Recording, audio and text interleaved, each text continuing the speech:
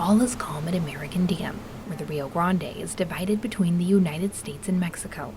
Since 1938, the dam has been operated by the International Boundary and Water Commission in El Paso to help equitably distribute water between the two nations. But beneath the water's surface lies a complex set of international policy and scientific analysis. IBWC Commissioner Maria Elena Hiner addressed the work being done on both sides of the border during the Two Nations One Water 2021 conference. Transboundary work is hard. The science piece and the technical piece seems to always work well and has a nice blueprint as to how you move forward. In the case of actual transboundary work, where I've noticed that there's been challenges is in the legal frameworks. That work has been made even more challenging by drought conditions that are getting worse due to climate change. While Mexico is required to receive 60,000 acre-feet of surface water each year under the 1906 Convention, IBWC Environmental Management Division Chief Gilbert Anaya told KRWG that number has been reduced due to drought. Under the 1906 Convention, you have a certain amount of water that belongs to New Mexico and Texas and Mexico, so that's a fixed amount. There is a clause in the article that specifies if it's under an extraordinary drought condition, everybody will have a reduction. It will be a proportional reduction in the amount of water that is provided.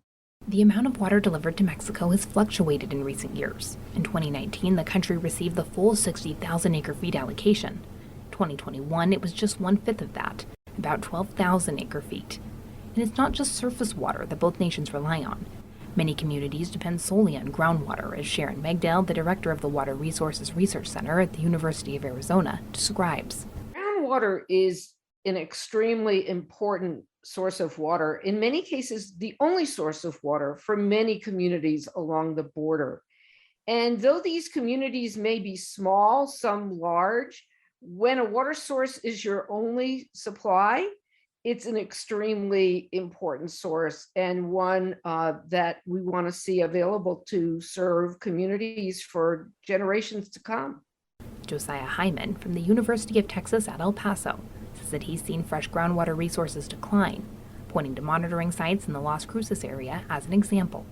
But he says running out of groundwater isn't the overarching concern, rather the quality of the groundwater available for use. They're running out of near surface, locally located in this region, fresh groundwater. So there's other sources at a distance, but those distant sources, that's called water importation, those distant sources are very, very expensive to bring in, even the ones that are closest. There's brackish groundwater below the fresh groundwater, but that has to be processed. That means greater investment into water infrastructure will be required as the need for desalination grows. Infrastructure like the KBH desalination plant in El Paso, which opened in 2007.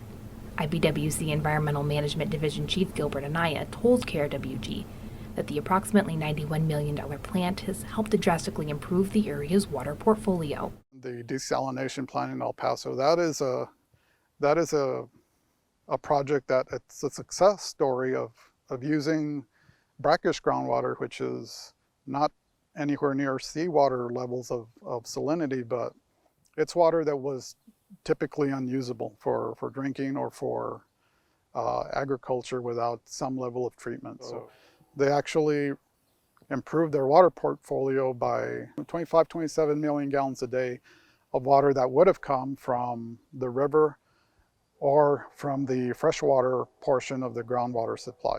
UTEP's Josiah Hyman stresses that conservation will play a pivotal role in securing a healthy water future, while he says every household should have access to inexpensive water for basic needs, and that communities need to further commit to subsidizing water. Outdoor use can be better conserved. It's not that we're running out of water in this region, but we're going to undergo an abrupt and challenging transition in the next, let's say, 30 to 50 years. I think we need to think about, prepare ourselves for, and plan for this transition. And I think within that transition, I personally have, and I think we all should have, a strong commitment to the most vulnerable among us. For KRWG Public Media, I'm Madison Staten.